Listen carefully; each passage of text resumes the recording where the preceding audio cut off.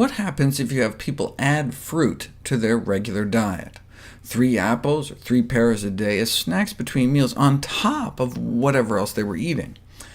Fruit is low in calories, but not zero, so if you add food to people's diet, even healthy foods, won't they gain weight?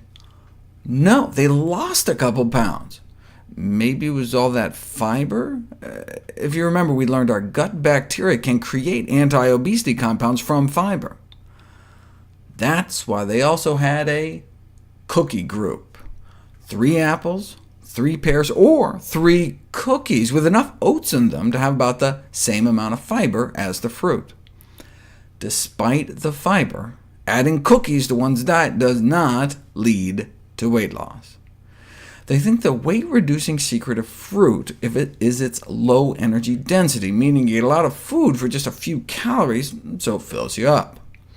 Energy density is a relatively new concept that has been identified as an important factor in body weight control in both adults and in children and adolescents.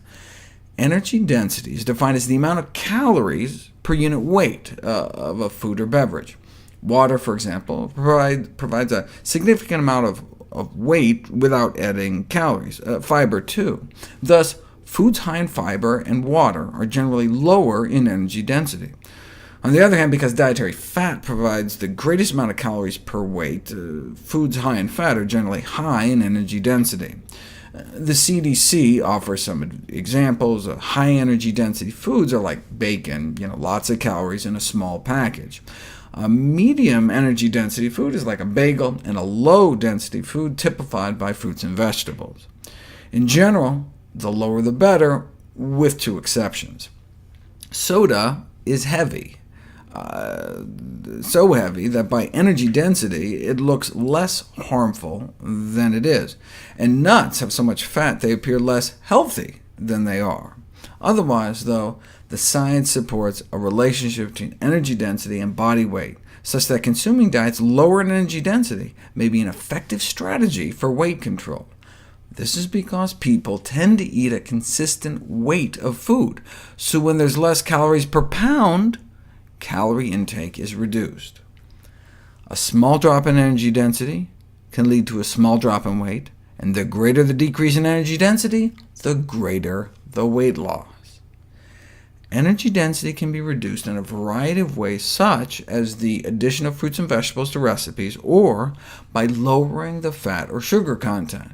And indeed, that's how we evolved, eating predominantly low energy density foods, such as fruits, vegetables, plants, and tubers, starch-filled roots like sweet potatoes. The first study to emphasize how fruits and vegetables could affect energy density and food intake was conducted more than 30 years ago. Researchers were able to cut people's caloric intake nearly in half, from 3,000 calories a day down to 1,570, without cutting portions, just by substituting less calorie-dense foods, which means lots of fruits, vegetables, whole grains, and beans, compared to a high-energy density meal with lots of meat and sugar. Nearly half the calories, but they enjoyed the meals just as much. They tried this in Hawaii, putting people on a traditional Hawaiian diet with all the plant foods they could eat. Lost an average of 17 pounds in just 21 days, resulting in better cholesterol, triglycerides, blood sugars, and blood pressure.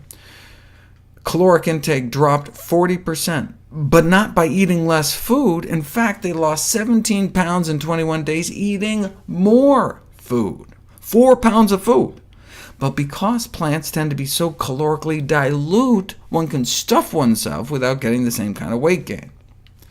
And the energy density of foods is of interest for weight management, not only because it allows people to eat satisfying portions while limiting calories, but also because reductions in energy density are associated with improved dietary quality.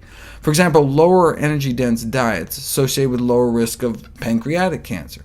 Lower energy density foods tend to be healthier foods, so we get the best of both worlds.